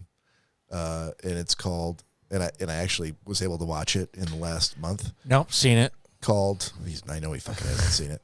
It's called Bloody Nose, Empty Pockets. I have seen that. You have not seen that. But it's a documentary, so it's How right. sure are you? Tell me what it's about. It's about someone with a bloody nose. Yeah. And so you're going to love it because it's a documentary. You said, what's the name? Bloody Nose, Empty Pockets. Okay. All right. So that takes us to, while you're typing that down, Greg, you had Todd. Have you seen Reacher? Yep. Is that the new series with the really big guy? Oh, you've seen that, Todd? I have. I'm watching it right now. Oh, boy. I just finished the first season.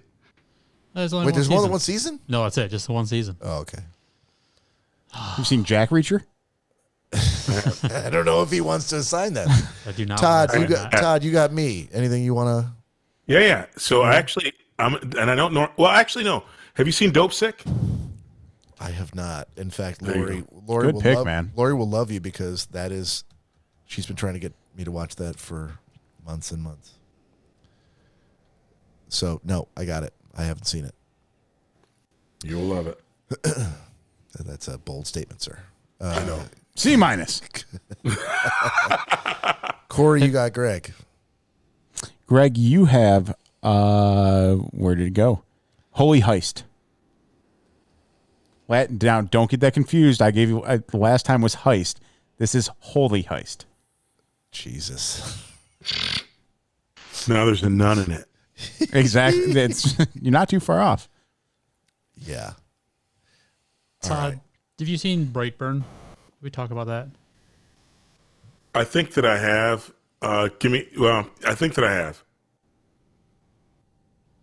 Okay. I can't tell you off the top of my head what it's about, but it sounds familiar. I know. I think I gave it to Bob. You did. You gave it to me beginning of March. Yeah. I'm sure, Todd, you recall my scintillating interview with Greg about that. Is that an interview? Yeah. Wow. Yeah. It's review. Why? No, it was an interview. Why the fuck did you assign this to me? Why should I care about this? All right, Right. here, we'll go Green Zone. I haven't seen that. All right, it's on Hulu. Got it. Got it as well. Green Zone. Okay. All right. Cory, you sent me some shit that was like our timing not too long ago, but I think we can do maybe 10 minutes of lightning round and then wrap it up with the pick of the week. That's fine. We're at Okay. 124. 124. We got plenty of time. All right. Everybody. Lightning round. This is generally short questions, nothing like the long existential question that we dealt with earlier today, but this is I'm just going to pose this I to resent the group. that. I'm going to pose this to the group. Why do you resent that? It was a great question. Because he's short. And Very not short. stature. Okay, to the group. If you were able If you were given the opportunity to fly into space, given today's technology, would you take it? Yes. Yes, please. Any no's in this crowd? I don't know, man. Even with today's technology, that's a It big. won't hurt. It won't hurt, Corey. I know. Well, I mean, it won't hurt if you disintegrate re-entering the atmosphere. But All scenarios are pain free. I don't know, man. That's still a huge risk. We're talking about Unless you have a heart attack. Unless you have a heart attack when the thing takes off. But I mean, shit. If you fall from space, if you fall from the sky, or it explodes on the pad, instantaneous nirvana. Hang on. Here, a clarifying question, I guess. Am I buckled in during these heights? You buckled in. Yeah, like am I stuck in a No, seat? you're flying around Yes. inside the capsule. Okay, Yes. then, Just yeah, to get up maybe I would. What? Okay, just continue because I can't even comment Why? on this. Why not? What fucking space flight or imitation of a space flight have you seen in like the I'm not- in fucking Exactly. cinema? Have they just been like roaming around the capsule while I'd it's like a flying up? screwdriver while we take When off. when did I ever say when How it many was take? G's is going on there? So they're just that was the thing that broke When- you. You're when- like, wait a second, I get a seatbelt? Yes, I'll do it now. Again, when did I say it was during takeoff? At any point in time. So all the time you're going to be in this seat? You're never going to get up? At that height, yeah. Height. There's no gravity. Hey, it's my choice, buddy. It's my choice. His answer is yes, he would take it. I feel Yeah. I Nick feel won. like for Corey's 0. Yeah. No. Corey, I feel like I get it. You know, you're at the second story building and your legs turn to jello because that's you. exactly. I understand that. I'm being humorous I about the situation. I understand that. But you love to swim. Why? Because someone like yourself doesn't normally float around with such fucking grace. So in space, Backhanded compliment. I guess. No, there's no compliment in there. There was not a guy. That was just a That's not wasn't even backhanded. so All manner of portly little motherfuckers float around with grace. I mean, I never said that. Now that But- was not a compliment. No, But not at all. what I'm saying is, sure, if you were to be able to communicate with the manatee and say, hey, would you want to walk around outside of water? They'd probably not want to. What the fuck? Next But question. in the water, they're graceful as fuck. So in space, I feel like you'd be very graceful, and you'd very much love it. I think I don't know. I think I might be more graceful here. Corey. I could see really This is fucking. going off the rails so quickly. I could see really fucking some shit up in space. Say fucking shit. I can't fucking stop. I can't fucking stop.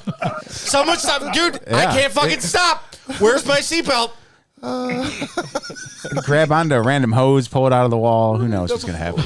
He's going into the south. It'd be like a Those kid guys- around the pool I don't where he's understand. holding on to the edge of the Where is he going? He'll stop. He's going into the south chamber of the vessel. He's fine. I'll be fine. Hoes gotta eat. Okay. I'm just gonna hit my head or something because I just keep going. There's no fucking friction. Exactly. Don't grab the hose, though. So maybe perhaps a tether. Maybe if you're on a tether, maybe not like strapped into a seat, but like a tether where you know. All right, like a surfboard. Like a surfboard okay, tether. So Yeah. seatbelt strapped in on takeoff. Yeah. Obviously. And then No one mentioned what- takeoff though, so don't say that. Well, now I'm mentioning it. Oh, okay. And then once we get into space, Yeah. yes, tether. Okay, so I don't want to float, dude. I don't. That would like an overprotective that- parent with their child. wouldn't that be one of the worst deaths you could ever experience? Would be slowly floating off into space. but you're not floating in until you're in space, the you're in a ship. spaceship. But you A can, seatbelt's not going to do any good. A seatbelt. There's not like an you're, you're- flies off the- there's not like yeah, a hold on. You're like not a gonna spa- you're not gonna get a spacewalk. No, we don't get a- Just flying we into don't space. get a spacewalk. Okay, I'm out. No, you're Yeah, no, just I'll stay flying here. You into didn't want to. You didn't want to You leave didn't wanna the leave the- seat. Spacewalk. Yeah, I mean, There's if no we're like open windows for space breeze. if we're up there, we might as well. No, Going forward. there's no. Yeah, If that you're we're just gonna accidentally fly out a window. No, you're in the spaceship. okay, but once we get up there, then I want to go out and So take we're, a poke we're around. all devil may care floating around. I know it's the second time I said that on in you this guys. podcast, but Yeah, we're all yeah. floating around like having a great time doing somersaults and stuff in the air. Let's go outside. And you are like, oh, I'm going to get as far as my tether can get to me. And we're like, oh, hey, man, we're in the cafeteria doing shots. And you're like, we're catching the liquid in our mouths. And you're like, well. Ooh, shots in space. You don't want to miss that. Too fucking bad because I got a 10-foot tether. And I'm right here. I'm not a seal. We just Wait. Todd's not a seal. Todd just said he's not a seal? You're not a seal? I'm not a seal. This is a surprise to the rest of this group. Yes. And More of a shame on you. walrus. A Shame on walrus, you. perhaps. Shame on you. But no, I mean, Next question. Yeah. Exactly. You're absolutely right. Please. I'm going to buck the trend for this group, and I'm going to Please. say I would not go, given today's technology. I would absolutely go just I would to not see go into Cory. space. I would go What to color see are your Cory. panties, Bob? Would you rather wake up to an air horn blowing in your ear every day, or wake up and have to run 4 miles every day?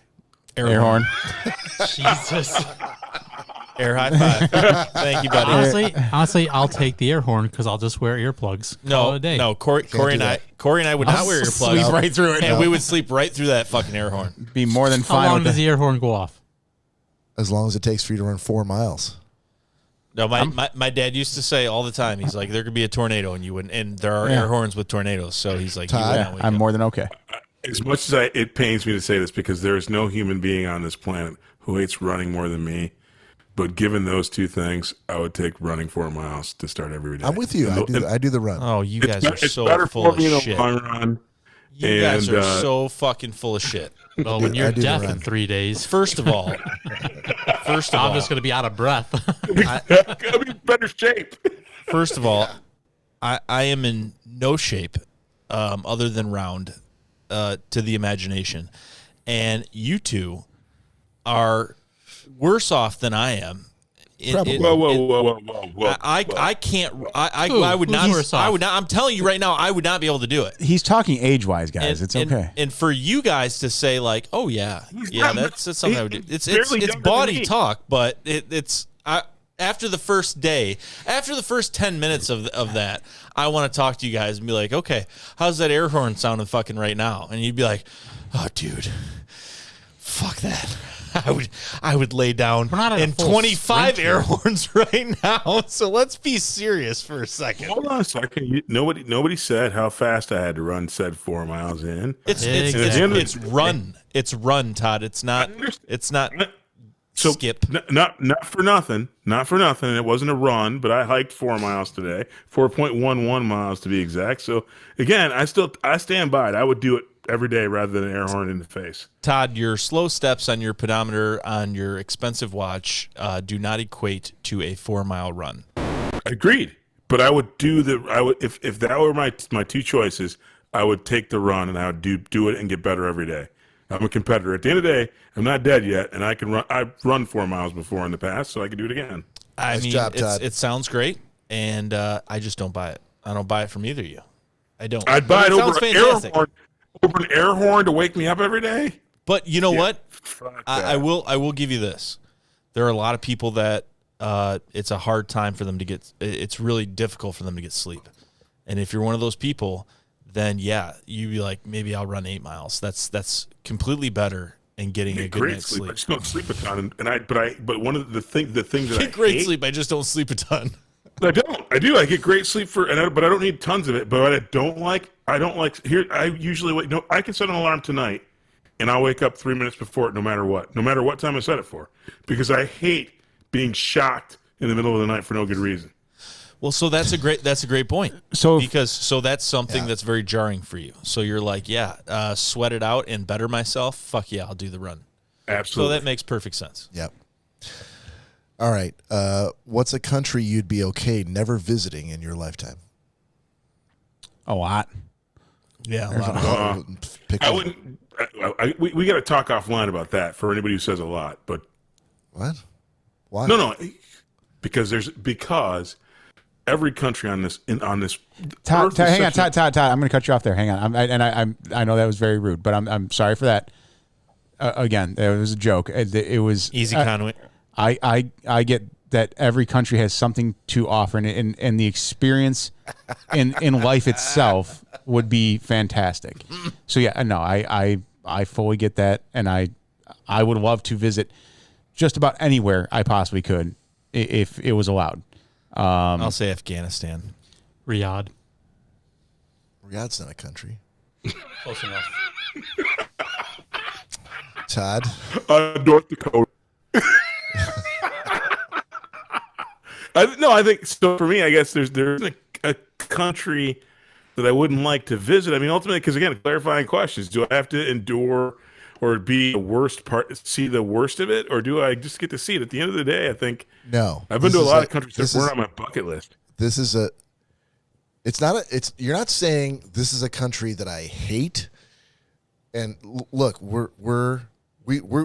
are listened to as a podcast by many countries, tens of people, many countries. Yep. You all know this. I've sent you the analytics. Yep. What's a country that you'd be okay with never visiting?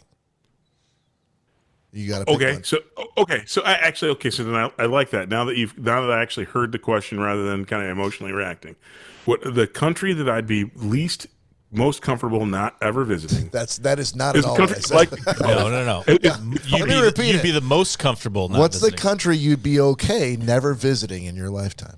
Is Greenland or Iceland the more cold? Greenland is more cold. So Greenland, even though it's on my bucket list. Okay, I would say Brazil, only because Carnival, dude. A guy that we know used to go down there for EDM back in the days. Yeah, awesome story. Yeah, it was literally kidnapped twice while he was down there. Just like checked into a hotel and went to sleep, and while he was asleep, banditos came in and took the entire hotel staff hostage, along with every guest that was in there. Every guest, yeah. And that happened to Love him. you, Adam. He had to he was down there for weeks trying to get his shit back. Yeah, the he lost authorities his passport. came back, Yeah. and then went back to Brazil again because he had to for work, and it happened again. Yeah. So I'm like, I'm good with. But hey, not Bob, visiting that. So Yeah. I'm with you with regard to that, but dude, you can't. I'm with you that I'm conflicted because of this. If they're on my bucket list of things I would love to do, Carnival in Brazil. Sure. Todd, be ready to be kidnapped. Yeah, I'm not comfortable with that risk, but if there's a way to get there and know you're going to be safe, No, yeah, being Well, that's held probably hostage. the reason why you're but not Bob, going Bob, there. listen, hear me out. Don't touch Okay, me. at the end of the day, Yeah. how cold do you want to be? How cold do you want to be in Greenland? Honestly, kidnapping is fine, but are you cold? No, you're warm. Well, this isn't a Greenland or Brazil question. Too bad. That's the way it goes. That's not the question, but all right. I'm pretty sure I would get kidnapped in Afghanistan. One more, and then okay. So last question: when was the last time you stayed up past 4 a.m? Last week when I was here. I'm gonna say this week. This week Yeah, probably 2 nights during ago. the week. Yeah. Todd. last week I can't remember which day, but yeah. But last week for sure. Yeah. Okay. Cory, what about you? When was the last time you stayed up past 4 a.m? Fucking last night. I never go to bed before 4 a.m. Ever? Wow. No, it's fucking last night. I was up editing video. You should go to bed. TT, that's not good for you. Dude, no, there's this one You fucking are dedicated. dude. You guys You don't. are a true professional. You guys don't understand. There's first of all, I gotta wait for fucking Danielle to go to bed. Yeah, And you're a good man. By the time good she goes to man, bed, I go to my secret supply of booze, which I will keep in an undisclosed fucking location. And by the time I was feeling good and I started doing video, it was trials and tribulations just typing in the text. TT. And then once I realized that the software that I have spins it around in circles for me, it was like 4:05. You should go to bed before 4 o'clock, TT, because we care about you. I just fucking can't. I just can't. But that's the end of that. So glad we all got to answer. All right. Let's move on to let's close out with pick of the week. Todd, you got a pick for this week? Yes, sir. I do. And this is actually an easy one. I'm with New Belgium. They got it. They have, again, the IPAs that they're putting out are freaking amazing. And they have an Agent 77 IPA that is an outstanding offering. If you like IPAs, and I used to hate them because I know a lot of people, there used to be the Hop Wars, but yeah. New Belgium is putting out a new IPA, it seems like every other week, like I said last week. And every time I have one, they're amazing. My pick of the week. Nick? Yeah, so I have a company called Bedsure, Bedsure. It's available on Amazon. Bedsure fleece blankets. They have oversized fleece blankets. There's 119,000 5-star reviews. You can get them Yeah, you can get them in any color. 108 inches by 90 for $32. They're really cool blanket that if you just need a blanket and cheap enough as fuck and you're a bigger person and not super short, they're fantastic. So Bedsure. Yep. You threw a lot of information out there at the end about that blankets. If you are a big person, husky but not too husky. If he was looking right at me when he was saying portly but not stout. If you're if you're cold but not freezing. Or if sometimes that your beard goes below your blanket, you can find out that this will work for you. All right, I'll go next. My pick of the week is Bosom Buddies. Okay. The show? The 80s show? Yes, the show. I found it. No. Nick has immediately walked off screen. I'm walking away too. I found it on DVD for $20. They only did 2 seasons. If you're not familiar, there's probably a reason why it was only 2 seasons. Oh, totally reason. Yeah, because Tom Hanks got famous and he wouldn't do the show anymore. That wasn't the reason I was thinking of, but okay. That is the reason. But, what's that? Horrible. So I had fond memories of the show, watching it when I was a kid, rewatching it again.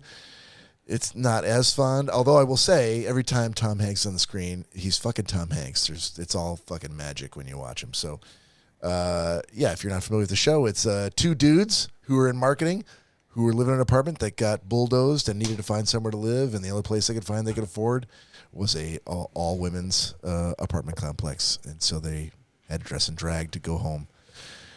It's as awesome as it sounds. So that's my pick. I've always heard nothing but great things about that show. That's my pick. Corey, what do you got? My pick. Follow that bitch. Yeah, thanks. Wow. The Gastropub in Plymouth, Park Place Gastropub.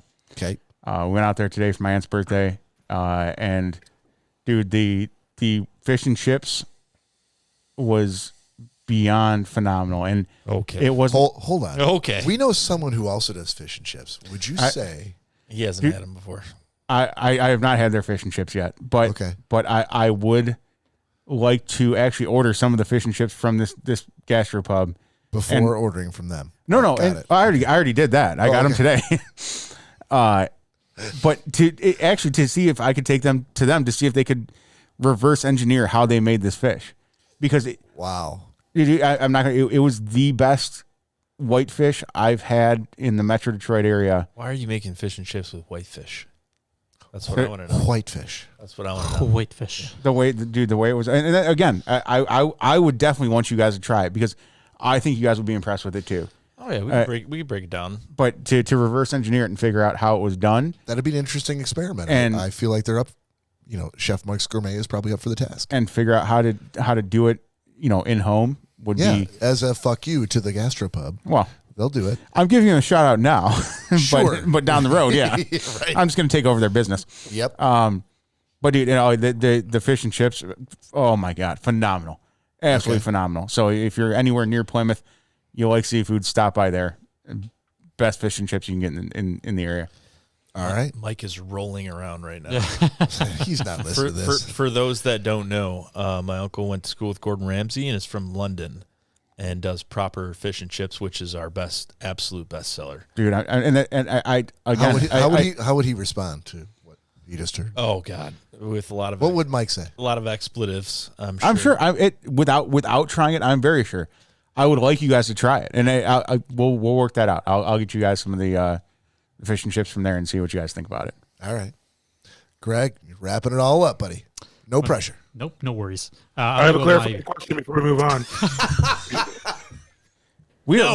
Todd, we're going to start giving you a counter on your clarifying questions per episode. We should do that. Yeah, you get 5 per episode. If you can accurately predict the counter, you can send it to us at 618 Shocker, and you'll win a prize. I was talking to mute. My clarifying question is: so hopefully he does a different version than proper fish and chips really in London, because I've had them several times in the city of London, and fish and chips sucks. And Todd Dillon loves him some fish and chips, but they suck in London. You've obviously gone to the wrong place. Todd, I've been to 17 of them. My butthole just puckered hearing that. 17 places. 17 places. You've had horrible fish and chips. Yeah. That's why I think your Uncle Mike is the best, because on the menu thing that you showed today, he had I've had the best Indian food, Chinese food, and Thai food in my life in London. Yep. And the London food, again, I think they punch every cow that they serve for beef because they're angry and their muscles are tense because the meat's tougher than fucking arithmetic in certain countries that use. But you kanji. have to understand that the UK is the size of Michigan, and so you don't have an entire country of grazing flatlands of cattle and stuff. That's our thing. Well, I get it. And then they're surrounded by mad cow disease. They've been mean to the cows on top of it. Yeah, and they punch them. But they're surrounded by fresh fish. So if you've gone to 13 places in the 17. UK, 17 places in the UK and had horrible fresh fish. I've had good fresh fish. Everything they fry is shit. Well, you know what? All right. Okay, here's what I'm saying. Here's what we do. Yeah. Yeah. I know Mike has been here during the podcast. Yeah. And I know this is going to be a touch and go kind of thing. 100%. But we have him on just for this More go than topic. touch. Just for this topic. Or even possibly record a phone call between Todd and Mike. You can't have Mike on a podcast like this, unfiltered and uncensored. Yes, please. But live. Well, no, thank God we're not live. Right. No, that would never happen. I want to hear that exact conversation, what Todd just said, but between him and Mike. My rebut would be this, is that I could go to 17 places in the U.S. and have horrible hamburgers. 100%. Agreed. Yeah. So Agreed. I'm just telling you. You may just be going to the wrong places. I'm not going to disagree with you at all. I'm telling you. I've been to London 15 times in my life, and I am a foodie. And I know that probably somebody makes fish and chips, but I'm saying, and you're probably starving for that. You're starving for that amazing experience, and you've had shit experiences. Exactly. Not that I've not had good food in London. Like I said, I've London, the best Indian, and I've been to India multiple times, and the best Indian food I've ever had is in London. Is in the UK, yeah. Absolutely. So I have a huge amount of respect for it. I'm a foodie, but if Uncle Mike makes fish and chips that's different than what I've observed, because that was the one thing I had to have, because I love fish and chips. Because we had Arthur Treachers back in the Detroit area when I was. Jesus, come on, dude! Don't even bring Arthur fucking Treachers. We just talked about. We just did. Hear me out. I'm saying when I was a kid, that was the representation of it, and I loved it. I understand. So when I had a real proper fish and chips when I was older, I realized that I really, really loved it. And then going to London and experiencing something worse than at a real restaurant that did fish and chips was a bit of a bummer. So I'll tell you this right now. My starting ground. So I'll tell you this right now. We use whole fillets. It's always cod and it's always fresh. And it is 100% beer batter. There's no water in it, and it's seasoned properly. And there you go. The fish. I'm in. The fish is done when it floats to the top. It's not overcooked. It's not. All right. It's not cooked and let set. It is cooked, and as soon as it comes out of the fryer, the fries are hot and crispy, and it's given to you. I mean, this is the way it goes. Every newspaper wrapped fish and chips I've had in London has sucked ass, and so I'm looking forward to trying. Well, it sounds like we've got a fantastic conversation. We'd love to make it ready for to go. Yeah, for sure. And maybe fish fry off. Oh yeah. No, Just dude, I don't do it. I don't make it. I just know that I can't wait to do it. That's the spirit, Todd. Yep. we would love in the States to serve you your best London fish and chips. That's what I'm talking about. All right, Greg. Back to Greg. Closing it out. No pressure. Pick of the week, sir. Don't suck. I'm going to go with my Bushnell Wingman GPS speaker for the golf course or your home. Now, is it the one that clamps to the... Yes, to the frame rail. of Yeah, the- frame of the... Yep. Okay. The golf cart. Yep. I used it. I got like towards the middle end of last season, golf season, so I really haven't used that much. Just kind of brought it out, make sure it still worked, and There you are. Gotcha. running it on the my work truck just to see. It's a great speaker, Okay. but it does give yardages if you're on the course. I was So okay. it's kinda nice. I was gonna say because if it's made by Bushnell, they're known for their golf scopes. Yes. So you can find the tee on the green. So there's or an they app. have a flag. Yeah. So there's actually the speaker itself just kind of sits on the cart, but there is a app on your phone you have running while you're doing this, and you can hit a button on the top of this. There's a little peg on the top, little disc thing that you can keep in your pocket. Hit a button, and it'll tell you how far away you are. Hold on. So it'll okay. So the speaker will tell you. All you do is you hit that button, and the speaker reads out the yardage. So you'll have an app on your phone. and Yeah, so it's running app the is on GPS. Yes, that's running the GPS, and it'll tell you because you download the course that you're going to. That's pretty. Or, That's pretty. you know, sick. One clarifying question. Yes. Last one. You said that there was. Is it a magnet or is there a clamp to clamp it to the rail on my? There's a magnet. It's a magnet, So which sucks if there's no, because some of them my are rail is aluminum. carbon fiber. Yeah. It does suck if it doesn't have that, but Can you buy an aftermarket clamp? I'm sure you can. It'll fit in a cup holder as They're well. going to make me pay for that. I mean, Well, hold on, though. And maybe this is the question you were asking, and I apologize if I'm taking this off track. Is Bushnell just making a speaker that interfaces directly with the app on your phone? Is that... Couldn't you do this with the app and any other Bluetooth speaker that you could clamp to your car? I mean, well, at that point, then you would have to have the app actually running mounts in the your. carbon fiber rail. Hold on, Todd. We don't have carbon fiber Hold rails on, around Todd. here. Hold on. Go ahead, Todd. I don't think so, because the speaker is just going to run whatever audio. The program itself doesn't run the audio for the speaker. But does the program itself run on your phone? The program runs on your phone, but it's not a verbal thing on your phone. So it's not going to go to the speaker, but it interfaces with a speaker because you have to link the speaker and the app. But isn't it linked by Bluetooth? I mean, this isn't a It is. proprietary link between... So the speaker will connect to your phone, and you can play music on it. Yeah. Okay.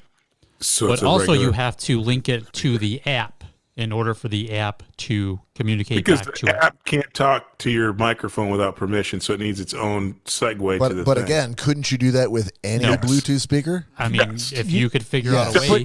No, you The app should be is able to. shitty, They're not letting you do it. But here's the genius to that is when Greg said there's a piece that you take off that speaker and you can have with you, and you can just hit that to read out the yardage. Oh, So if that's the case, yeah, then- There's okay. a little disc that comes on top, and and then it's you got a hit- little magnet on it, and you pull it off, and you put it in your pocket when you're golfing. And So let's say you- if you're back at your bag and selecting club, you just reach in your pocket, hit that, rather than grabbing your phone and saying, Well, wait a minute. Question. Yeah. How does the app know or the speaker know where your ball's at? well, it goes from wherever the phone is. The card is. The phone communicates with the speaker. I don't golf with my phone in my pocket. I leave it in the cart, and I leave the speaker there. I have the app running on my phone. In the cart. In the cart, yes. So I can get out of the cart, hit the button. I don't have to look at anything, and I'm just like, oh, you're 125 yards away. So you can trigger an alert from your phone in the cart to yell at the speaker No, what your it's the distance speaker. The actual speaker itself has a disc that's attached to it. That's like a remote control. All right, you send me the link for this Okay. because I want to read more about it. Yep. Because I feel like there's something I'm missing. You're definitely missing but something. But it sounds like it might be more awesome than I think that it is. That's pretty ingenious. Okay. And by the way, I was just talking about this with Lori today. Like, I need to get back on the course. this summer. I'll You. And I know you got a busy summer planned. I know it, but we got to figure out a way. we'll go a couple times. Yeah, but maybe toward the end of the summer, etc. Don't fucking touch it. All right. Can't invite you. You gotta make it. You gotta get here first, motherfucker. All right, we're Send me an invite. gonna I'll be. if in fact you're invited. I'm not really sure that actually happened, but all right, that's Schnozzcast for this week. On behalf of Nick and Cory and Todd and special guest Greg Gumtow, this is Bob saying goodbye. We'll see you next week.